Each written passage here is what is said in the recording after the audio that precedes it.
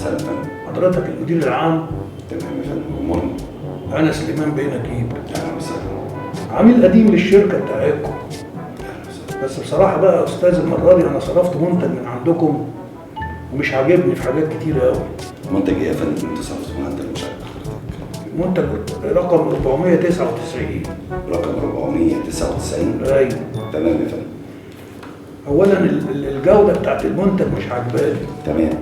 يعني حاسس كده ان هو منتج صيني، يعني مش قد كده لا يعني. يا فندم، ما عندناش حاجه صيني يا فندم. ده اللي انا شايفه، ده من وجهه نظري يعني.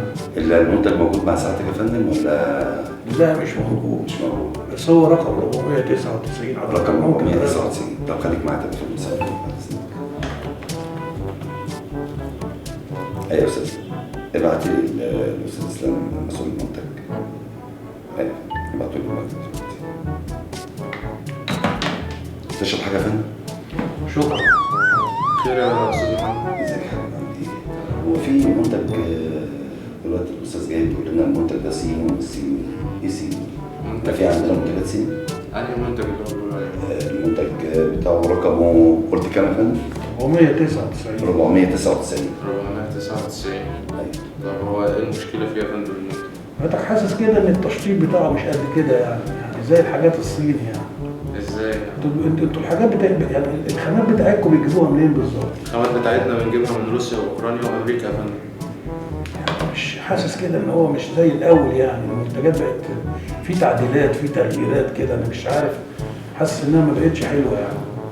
لا بالعكس، المنتجات كل العملاء بيشكروا فيها، بس احنا دلوقتي بنحاول نطور من منتجاتنا عشان خاطر نعمل طفره جديده في السوق المنتجات بتاعتنا. يعني انتوا طورتوا، يعني غيرتوا المنتجات القديمه يعني. بنجدد في المنتجات القديمه. طيب في موضوع تاني كده يا استاذ برضه كنت عايز اقول لك عليه يعني. اتفضل. المنتج اللي انا خدته لما تبص في الكتالوج تحس انه كبير.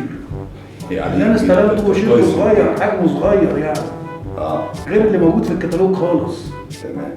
انا مش عارف يعني مش حاسس كده ان ايه، ان اللي في الكتالوج كبير واللي انا خدته صغير، حجمه مش قد كده يعني. لا لا يا فندم، المنتجات كلها واحد، ما عندناش حاجه اسمها صغير وحاجه اسمها كبير، المسات كلها واحد. يعني انا بقول لحضرتك الكلام ده يعني أنا مش طب انا هجيب لسعادتك مدير التسويق دلوقتي يا فندم. ابعت لي مدير التسويق. الاستاذ علاء. يا فندم، مشكلة حضرتك بسبب زاوية التصوير للمنتج، لأن احنا أثناء تصوير المنتج لازم نبين فيه تفاصيل ودقة وحاجات وخامات كده في المنتج، فالزاوية بتاع التصوير لازم تبقى قريبة عشان تبين للعميل كل الصغيرة والكبيرة عن المنتج. حاسس انه حجمه صغير كده يا بيه. يا فندم مش قد اللي موجود في الكتالوج. لا الكتالوج بيتوضح حضرتك في التصوير، بيتاخد من زاويه من هنا عشان يبان خامه المنتج وجودته، فعشان كده بتبقى الخامات والحاجات دي كلها لازم تظهر للمنتج، والدليل على ذلك يا فندم التعليقات والتقييمات اللي جايه على الصفحه من العملاء. يعني المقاسات اللي موجوده في الكتالوج هي نفس المقاسات اللي ايوه يا استخدمتها؟ فندم، المقاسات اللي مكتوبه فعلا اللي انت طلعت عليها قبل ما تعمل الانترفيو مع الشركه هي المقاسات اللي وصلت حضرتك. خلينا راجعها تاني، ما عنديش. راجع يا فندم براحتك، لو اي مشكله تاني احنا تحت امرك. سيادة المدير، في موضوع تالت برضه كنت عايز اقول لحضرتك عليه.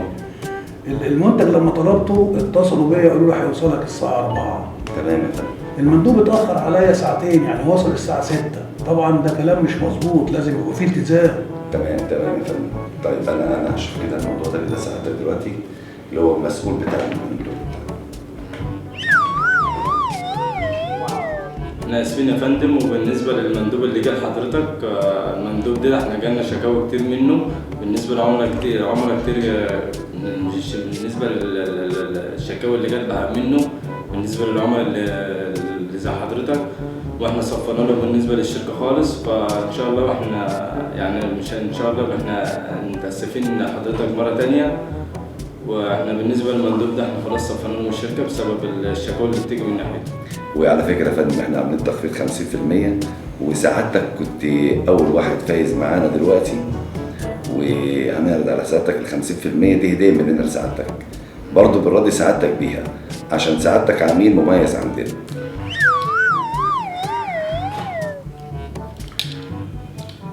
استاذ قط، انا محمد جمال رئيس مجلس اداره الشركه. حبيبي حبيبي يا ريس. وعلى فكره انا حاسس ان الشركه فعلا بدات تمشي في المسار الصح، ربنا يبارك لنا عليك يا فندم. وانا بشكركم. والكلام ده ان شاء الله انا هنوي ليه في اجتماع مجلس الاداره الجاي. عايزك تستمر ان شاء الله في التحسن لحد ما نوصل بالشركه بتاعتنا للمستوى اللي احنا عايزينه. ان شاء الله.